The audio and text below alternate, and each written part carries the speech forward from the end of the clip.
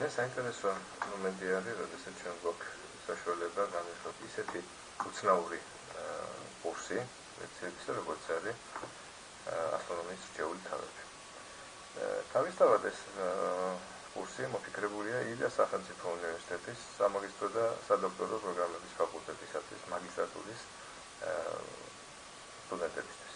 ეს არჩევითი კურსია და ნებისმიერი მაგისტრანტი დაფიქრდება რა იმაზე, რას საგნებს სწავლობს და რას ვერ და შესაბამისად ცდილობს შეავსოს თავისი ცოდნა ასტრონომიის რჩეული თავებით. რჩეული თავების კურსი თავისთავად მოსალოდნელია რომ შეიცვალოს დროთა განმავლობაში, ახლა ის შედგება რაღაც გარკვეული ასტრონომიული სპეცკურსების ნაწილებისაგან და განკუთვნილია იმისათვის, რომ სტუდენტებს დაეხმაროს შეივსოს ის ნაწილი ასტრონომიის, რომელიც მათ ვერ მიიღეს სხვა კურსების სწავლის დროს. შესაბამისად, სხვანაირი მომზადების მაგისტრანტების შემთხვევაში შესაძლოა ასტრონომიის რჩეული თავების სილაბუსი შეიცვალოს შემდგომში. ეხლანდელი შემოთავაზებული კურსი შედგენილი არის ობსერვატორიის 3 ასოცირებული მკვლევარის მიერ. ქეთევან ჩარგეიშვილის, რეზო ნაცვლიშვილის და თქვენი მონა მორჩილის, გიორგი რამიშვილის მიერ. ის განკუთვნილია ერთი სემესტრის სწავლებისთვის, ერთი სემესტრი 15 კვირა იგულისხმება 15 ლექცია თავისი პრაქტიკული მეცადინეობებით, რაც შეესაბამება 6 კრედიტს სტუდენტისთვის და გამოყოფილი 45 საკონტაქტო საათი, 15 კვირა 3 საათი და ამავდროულად 15 დამოუკიდებელი მუშაობისათვის. ესეც მნიშვნელოვანია რომ იცოდეს სტუდენტმა თავიდანვე, თუ რა დრო დაჭირდება მას ამ სპეციფიკური საკითხების შესასწავლად. თვითონ კურსი შედგენილი არის ძირითადი თემები, აღებული არის ესეთნაირად. პირველი არაოპტიკური ასტრონომია, რომელსაც კითხულობს ბატონი რეზო ნაცვლიშვილი. მეორე სფერული ასტრონომიის თავები, რომელიც შედგენილია ჩემს მიერ და მესამე ვარსკვლავ კლასიფიკაცია, რომელიც შედგენილია ქეთევან ჩერგეიშვილის მიერ და მაშინ მოცემული უნიკალური მეთოდიკა ძალიან მნიშვნელოვანი იცოდეს ყველა ქართველმა ასტრონომმა, არა მარტო ქართველმა, ქართულმა მით უმეტეს იცოდეს. ეს 3 ნაწილი ერთმანეთისგან absolუტურად დამოუკიდებელია და მათი სწავლება შეიძლება სრულიად დამოუკიდებლად, რასაც ჩვენ გამოვიყენებთ კიდეც ახლა. ანუ თქვენ შეგიძლია ისწავლოთ არა ამ თანმიმდევრობით, არაოპტიკური ასტრონომია, სფერული ასტრონომია და ვარსკვლავ კლასიფიკაცია, არამედ ნებისმიერი თანმიმდევრობით ამათგან. და ამიტომ ჩვენ ვისარგებლებთ თქვენთან დავიწყებთ მეორე ნაწილი სფერული ასტრონომია, რომელიც თავისთავად წარმოადგენს დამოუკიდებელ ბლოკს ამ არჩევით კურსში. თავისთავად ეს არის ყველაზე უფრო კონსერვატიული და უკვე ნაკლებად განვითარებული ნაწილი ასტრონომიისა, მაგრამ წარმოადგენს ფუნდამენტს ყველა ასტრონომიული სამუშაოებისათვის. ამიტომ ის თავები და ჩვენ შევიტანეთ, ძალიან მნიშვნელოვანი იქნება ნებისმიერი სტუდენტისათვის, მით უმეტეს მაგისტრანტისათვის. შემდგომი მომენტი ესეთი არის, თვითონ ის არაოპტიკური ასტრონომიის ბლოკი შედგება 4 ნაწილისაგან და დაყოფას დაკვირვებული სტუდენტი შენიშნავს, რომ ძირითადი დაყოფა ეხება სინათლის სპექტრულ დაყოფას, ასე ვთქვათ, და უბნების მიხედვით ასტრონომიას ძირითადად ლაპარაკი. არაოპტიკურ ასტრონომიაში ცხადია შედის ყველაფერი გარდა ოპტიკური ასტრონომიისა. და შესაბამისად პირველი ლექცია არის გამა, რენტგენული და ულტრაისფერი ასტრონომია, ანუ მათ მიმღებებზე იქნება ლაპარაკი. აქ ძალიან მნიშვნელოვანი არის ყურადღება გამახვილდეს ზუსტად აი საკითხზე, რომ თქვენ მოგეცეთ საშუალება ერთობლივად განიხილოთ მაღალ ენერგეტიკული, ანუ მოკლე რამოვანი გამოსხივება, მათი მიღება და მიღებული შედეგების ინტერპრეტაციამდე მიყვანა. ამიტომ ეს არის ზუსტად ისეთ მაღალ ენერგეტიკულ ობიექტებთან დაკავშირებული ცოდნა, რომელიც ყველა ასტრონომს ძალიან გამოადგება. მეორე ნაწილი უკვე არის ოპტიკურს მეორე მხარეს მდებარე, ასე ვთქვათ, ინფრაწითელი და რადიო გამოსხივება, რადიო ასტრონომია. მიმღებებით შესაბამისად ინფრაწითელი და რადიო მიმღებები იქნება განხილული.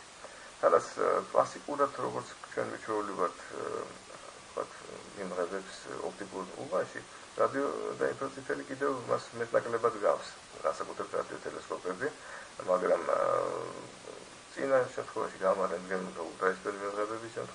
ისინი უფრო რიცხვები და დეტექტორებია, ვიდრე პირდაპირ გაგებით, თვალით გაგებით ტელესკოპები. თუმცა ასტრონომისთვის ყველა მათგანი მაინც ტელესკოპია. მესამე ნაწილი ეს არის კოსმოსური ნაწილაკების ასტრონომია, კოსმოსური ნაწილაკების რეგისტრაციაზე და მათ შესაძლო ინტერპრეტაციაზე გამახვილებული ყურადღება. და მთავარი იდეა იმაში მდგომარეობს, რომ თქვენ აუცილებლად გამახვილებთ ყურადღება უკვე არა თქვათ ტალღის დაყოფაზე ასტრონომიის, არამედ უკვე ნაწილაკების მიერ მოდანილი ინფორმაციაზე. ანუ ჩვენ ამით იმ პირველი ორი ლექციით მოვჩით უკვე მრავალდაღოვანი ასტრონომიის შესავალს, ასე ვთქვათ, და შეიძლება ახლა მაღალ ენერგეტიკული ნაწილაკები, რომლებიც მოდიან კოსმოსის სხვადასხვა ადგილებიდან და მოაქვთ ინფორმაცია იმ ობიექტების შესახებ, საიდანაც თვითონ წამოვიდნენ. და ბოლო მეოთხე სემინარი აროპტიკური ასტრონომია. აქ იქნება თავმოყრა ყველა, ასე ვთქვათ, იმ ცოდნისა, რაც წინა სამ ლექციაში იქნა გაკეთებული. სტუდენტები თვითონვე დაამზადებენ თავისთვის სასურველ, ასე ვთქვათ, თემებს, შეთანხმებულ ცხადია ლექტორთან და ამის შემდეგ მოხდება არაოპტიკურთან მათი შედარება. ამიტომაც ძალიან მნიშვნელოვანი და საინტერესო გამოდის და როგორ უნდა მოხდეს ეს შედარება, ამასაც ჩვენ ლექციის სახით ჩვენს სახეს წარმოგიდგენთ ჩვენს ხელს. მეორე ბლოკი, თქვათ, ამ ყველაფრისა არის ვარსკვლავ კლასიფიკაცია. ეს ძალიან მნიშვნელოვანი ნაწილი არის და მისი ერთ-ერთი შემქმნელია ზუსტად ქეთევან ჩარგეიშვილი, რომელიც იმედია პრაქტიკულებს ჩაგიტარებთ თვითონ დარღვევით ამ სილამაზით ყველაფრისა. პირველი საწყისი ლექცია არის ვარსკვლავ სპექტრული კლასიფიკაციის ისტორია. სინათლის სპექტრი რა არის საერთოდ, სპექტრული აპარატურა როგორია და როგორ მიიღება სპექტრი და სპექტრული აპარატურის სადისპერსიო ელემენტები და მათი პრინციპული თავისებურებები. ანუ პრინციპული არის, თქვენ რაც ხელსაწყოს გამოიყენებთ, უნდა იცოდეთ ასაკეთებთ ეს ხელსაწყო რა შვება, ასე ვთქვათ, რომ მიღებული შედეგის ინტერპრეტაცია შეძლოთ. შემდეგი ლექცია არის სპექტრული კლასიფიკაციის სისტემები და ძალიან ცნობილი სისტემები, ჰარვარდის სისტემა და IRC-ის სისტემა. IRC-ის სისტემა და ჰარვარდისა გამოიყენება ყველგან მსოფლიოში და ყველაფრის შესაძლებლად გამოდგება, ასე ვთქვათ. რაც შეეხება MK სისტემას და MK სისტემის განვითარებას MK პროცესს საერთოდ, ეს არის ვარსკვლავ სისტემების აბასტუმისეული ინტერპრეტაცია, ვარსკვლავ სისტემის კლასიფიკაციის ინტერპრეტაცია, რაც ძალიან მნიშვნელოვანია და განსაკუთრებული განსხვავებულია, ვთქვათ, სხვა სკოლებისაგან და ძალიან მნიშვნელოვანია ის, რომ აბასტუმაში მან ძალიან დიდი განვითარება ჰპოვა. ასევე შევეხებთ ვარსკვლავ ბუნებრივ ჯგუფებს. ისინი ერთად როგორ ვითარდებიან და რა ტიპის ვარსკვლავები შეიძლება იყოს აღმოჩნდეს ერთ-ერთ ბუნებრივ ჯგუფებში. აი, როგორც დაგვიდგეთ წინა ნათქვამზე, ორპარამეტრიანი მასობრივი MK კლასიფიკაციის აბასტუმის მეთოდიკა იქნება შემოღებული, ამ ეს მეთოდიკა არსებობდა აბასტუმაში ძალიან მნიშვნელოვნად დახვეწილი. მისი შემქმნელები არიან ბატონი ევგენი ხანაძე, ქალბატონი რამზე ბართაია და თვითონ ქალბატონი ქეთევან ჩარგეიშვილი. ამიტომ მით უმეტეს საინტერესო იქნება ყველა ასტრონომისტის ქეთევან ჩარგეიშვილის მიერ ჩატარებული მეცადინეობები. ეს სამუშაოები კეთდებოდა აბასტუმის 70 სანტიმეტრი მენისკურ ტელესკოპზე, მისი ობიექტის წინა პრიზმების საშუალებით. ამიტომ იქ განხილული იქნება პრიზმების და მათი მახასიათებლებიც. პრიზმა საჭიროა იმისთვის, რომ სპექტრად დავშალოთ მოსული გამოსხივება. წარმოიდგინეთ ახლა თქვენ ტელესკოპის როცა იყურებით, თქვენ ხედავთ იქ მრავალ ვარსკვლავს, ხო? და როდესაც თქვენ პრიზმასაც გამოიყენებთ, უკვე ხედავთ მრავალი ვარსკვლავის სინათლის გაშლის სპექტრად. ამიტომ საშუალება გეძლევათ ერთვარსად შეხედოთ და დააკვირდეთ რამდენიმე ვარსკვლავის სპექტრს. და თვითონ განხილული იქნება სპექტრული კრიტერიუმების დადგენის პროცედურა. შემდეგი ლექცია არის უკვე გაყოფილი სხვადასხვა სპექტრული კლასების, ადრეული გვიანდელი სპექტრული კლასების ვარსკვლავებისთვის ცალ-ცალკე პროცედურები ჩატარდება, როგორ უნდა იცნოთ ისინი ერთი შეხედვით მათი სპექტრი და როგორ უნდა დააჯგუფოთ ისინი. ამიტომ სპექტრული კლასის კრიტერიუმებში ადრეული სპექტრული კლასები ცალკე თემად არის გამოყოფილი, ხოლო ასევე იგივე სპექტრული კლასის კრიტერიუმებში გვიანდელი სპექტრული კლასები შემდგომ ლექციაში გამოყოფილი. ეს ყველაფერი ძალიან მნიშვნელოვანია სპექტრული კლასების დასადგენად, მაგრამ ამავე დროს სპექტრის დათვალიერების დროს ჩვენ შეგიძლიათ კარგად დაადგინოთ წინასწარმეტყველად, როგორ ვარსკვლავთან, ნორმალურთან, გიგანტთან, ზეგიგანტთან თუ ჯუჯასთან საქმე. აი ზუსტად ნორმალურებისგან განსხვავებით, სულ ყველა მათგანის სპეციფიკების განახვა შეიძლება სპექტრის ერთი თვალის შევლებითაც და შესაბამისად ბოლო ლექცია უკვე ამ ბლოკში არის დატობის კლასის კრიტერიუმები, ზეგიგანტები, გიგანტები და ჯუჯები. და მას თავისთავად არა მარტო ახსნა, არამედ პრაქტიკული მეცადინეობებიც მოყვება. ეს არის ძალიან მნიშვნელოვანი მომენტები. ოღონდ სფერული ასტრონომიის ბლოკი, რომელზეც მე დაგვიდით, რომ მნიშვნელოვანი კლასიკური ინფორმაცია არის იმით, პირველი მათგანი ამ 5 ლექციიდან არის ერთი შეხედვით არაასტრონომიული ამოცანები, თუმცა ძალიან მნიშვნელოვანია, რომ თქვენ მას ცოტა ხანში მეხსოვდეთ კიდეც, ეს დედამიწის ფორმა და სიდიდე, დედამიწის სფეროიდის ძირითადი წრეწირები და წერტილები და დედამიწის ზედაპირზე წერტილის კოორდინატების განსაზღვრა. თქვენ შეიძლება პროცესი გქონდეთ უკვე დედამიწის ზედაპირზე წერტილის კოორდინატების განსაზღვრის ასტრონომიულ მეთოდებზე, მაგრამ მათი ამ ასტრონომიულ მეთოდების განვითარების შედეგია, რომ უკვე ყველაფერი ავტომატიზმამდე არის მიყვანილი და თქვენ უკვე საშუალება გეძლებათ, რომ უახლეს ტექნიკის GPS-ების საშუალებით პირდაპირ განსაზღვროთ ხოლმე. ეს ამიტომ ცოტა გაზარმაცებას იწვევს სტუდენტისას, მაგრამ თუ დამიჯერებთ, ჯობია ეს საკითხებიც კარგად გამეხილოთ. ასევე მნიშვნელოვანი არის ის, რომ დედამიწა როცა მოძრაობს საკუთარი ღერძის გარშემო, ის უცრავად დაფიქსირებული ვერ არის ვარსკვლავების მიმართ და გარკვეულ შეშფოთებებს განიცდის. ეს იქნება პრეცესიისა თუ ნუტაციის ზემოქმედება და ხანგრძლივი ვარიაციები საერთოდ ბრუნვაში.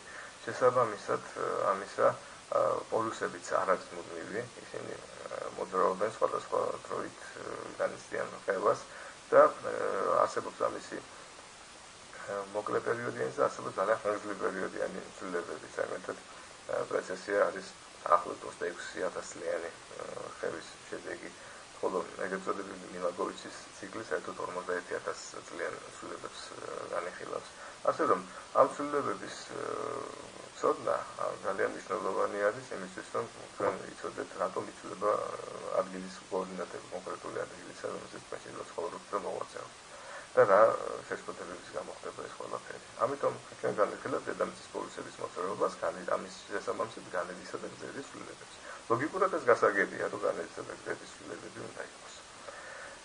შემდგომ ამისა უკვე გადავინაცვლოთ ცის სფეროზე და იქ უკვე განვიხილავთ ცის სფეროს ძირითად წერტილებს, მიმართულებებს და წეწირებს. ასევე ჰორიზონტულ და ეკვატორულ კოორდინატთა სისტემებს და ეკლიპტიკურ და გალაქტიკურ კოორდინატთა სისტემებს. სათაურები ეს შემთხვევით არ არის გამოყოფილი, ჯერ ჰორიზონტული და ეკვატორული ერთად და მე ეკლიპტიკური და გალაქტიკური კიდევ დაწყვეტილი ერთად. თავარი ის არის, რომ ჰორიზონტული არის ის, რასაც ჩვენ ხედავთ და რასაც ჩვენ ვაკვირდებით თუ ზომავთ, დანარჩენი ყველაფერი მიიღება უკვე ჰორიზონტულიდან ეკვატორულსა თუ ეკლიპტიკურში გადაყვანით, ხოლო ეკლიპტიკური და ეკვატორულიდან კი გალაქტიკურში გადაყვანით. თუმცა პირდაპირ გადაყვანებით შეიძლება ჰორიზონტალიდან გალაქტიკურ კოორდინატებში. ეს ძალიან მნიშვნელოვანი საკითხები არის და ჩვენ უნდა ვიცოდეთ, რომ არსებობს ესეთი ათვლის სხვადასხვა სისტემები, ათვლის სხვადასხვა წერტილები და სიბრტყეები. ჩვენ მივუვართ სამკუთხედებს, ოთხკუთხედებს, ოთხკუთხედებს სიბრტყეზე თუ სივრცეში, მაგრამ ასტრონომიაში ან სფერულ ზედაპირზე ცოტა სხვანაირი სიტუაციები ხდება. სფერული სამკუთხედები კიდევ შეიძლება წარმოიდგინოს ადამიანმა, მაგრამ სფერული ორკუთხედიც რომ არსებობს სფეროზე ასეთი რამ, ცოტა ძნელი აღსაქმელი არის. სამკუთხედს წარმოიდგინეთ ალბათ, გაავლებთ დიდი წრის რკალებს და მათი გადაკვეთის შედეგად წარმოიქმნება სამკუთხა ფორმის ფიგურები, ანუ სამკუთხედები, რომლებიც პრინციპში არიან ცოტა ამოზნექილი ან ჩაზნექილი გვერდებით. ეს შესაბამისად გონებისთვის მისაღები არის, ასე ვთქვათ. და უნდა დავემშვიდობოთ იმ ცოდნას იმის შესახებ, რომ სამკუთხედის კუთხეების ჯამი 180 გრადუსია, ეს უკვე სფერულ ზედაპირზე წყაფარია და ის თითქმის არასოდეს არ არის 180 გრადუსის სწორი. ხალხზე ნაკლები დამნახატების ნახატად შეიძლება და ხანდახან ის გაცილებით მეტია 180 და ამისი ჩვენება შეიძლება კონკრეტულ შემთხვევებში. რაც შეეხება სფერულ ორკუთხედს, ეს საერთოდ ფანტასტიკის სფერო არის და წარმოიდგინეთ, თქვენ რომ გაატაროთ ცის სფეროზე ორი ცალი, მათ გავალებოთ ცის სფეროს თავი, წარმოიდგინეთ დედამიწის გლობუსი და გლობუსის ჩრდილოეთ პოლუსიდან ერთი ცალი მერიდიანი რო აიღოთ ბოლომდე სამხრეთ პოლუსამდე გახვიდეთ და მოედოს მისგან რამდენიმე გრადუსით განსხვავებით 5 გრადუსით ფორმალურად აიღოთ მეორე მერიდიანი და ისევ გახვიდეთ ჩრდილოეთ პოლუსიდან სამხრეთ პოლუსამდე. და ეს გავლა ასე ვთქვათ მოხაზოთ ფაქრით. შესაბამისად მიიღებთ თქვენ ორ კუთხედს. ეს არის სფერული ორკუთხედი, რომელიც ორი წვეროა ხოლმე გრადუსებში და ამოზნექილი 2 გვერდი. მსგავსი რამ შეიძლება წარმოიდგინოთ ნებისმიერ სფერულ ზედაპირზე. მაგრამ ჩვენ ორკუთხედი ახლა ნაკლებად გვაინტერესებს, მაგრამ დამოკიდებულება სამკუთხედის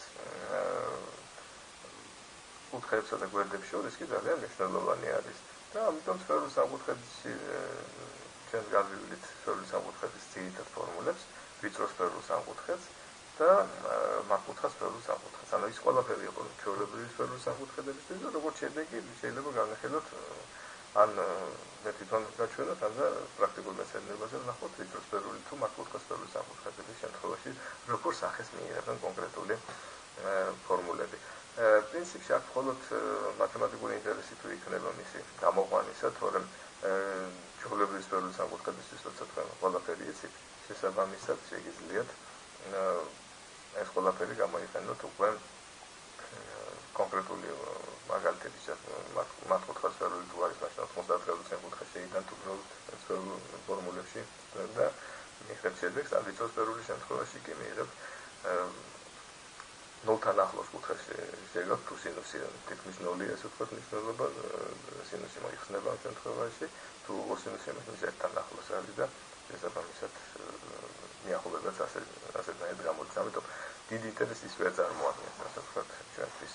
რაც შეეხება სფერულ ტრიგონომეტრიის ფორმულებს, კონკრეტულ დამოკიდებულებას, მათ რაღაც განსხვავება ახასიათებთ, ამიტომ პატარა ზომების შემთხვევაში ჩვენ შეგვიძლია გამოვითვალოთ სფერული ტრიგონომეტრიის დიფერენციალური ფორმულები.